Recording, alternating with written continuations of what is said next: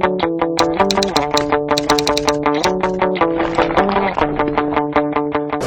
RDC est en train d'élaborer un document de politique.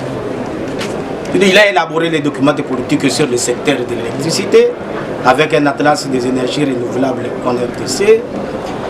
Donc, la RDC s'est engagée dans la voie de l'émergence de son pays.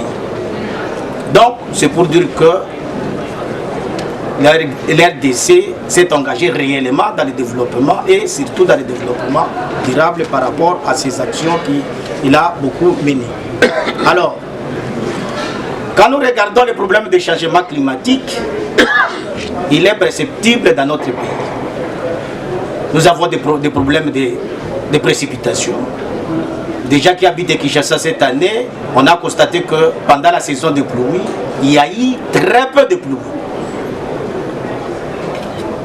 Et la saison sèche, il y a eu vraiment des températures extraordinaires. Donc c'est pour dire que la RDC connaît bien les problèmes du changement climatique. Donc c'est un concept bien connu dans nos populations, que ce soit urbaine que rurale. Alors, comment évoluent les émissions, des absorptions et les bilans nets des gaz à effet de serre dans notre pays? Il y a une étude qui a été menée dans notre pays. On a constaté qu'à partir de 2000, je parle au terme des bilans, auparavant, il y avait quand même un bilan qui était positif, mais à partir de 2008, on a constaté, quand vous regardez à partir de 2008, il y a un problème.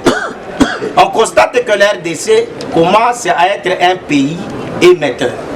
Auparavant, quand vous regardez partout, il ne faisait qu'absorber. Séquestrer. Mais maintenant, la RDC commence à émettre à partir de 2008. Ça, ce sont des études qui ont été répétées et maintenant nous sommes dans ce stade-là. Et ça augmente. Quand vous regardez 2008, 2009 ou 2010, ça ce sont des données que nous avions par les images satellites. Nous trouvons que la RDC devient un pays émetteur à cause de beaucoup de causes y afférentes. Bien. Alors, quels sont les secteurs responsables? Il y a l'utilisation des terres. Quand on parle de l'utilisation des terres, il y a l'agriculture, l'exploitation forestière, des bois et énergie. Donc, dans l'ensemble, c'est à peu près plus de 80% nos émissions partent de là. Mais, en premier lieu, c'est l'agriculture.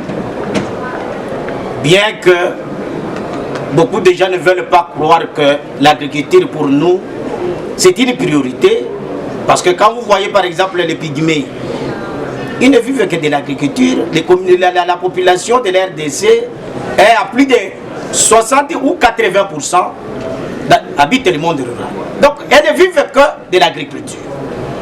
On peut chercher d'autres causes, c'est bon, mais l'agriculture c'est une activité principale de notre pays. Donc c'est là où est focalisé plus nos émissions. Et c'est quel type d'agriculture? C'est l'agriculture itinérante sur brûlée.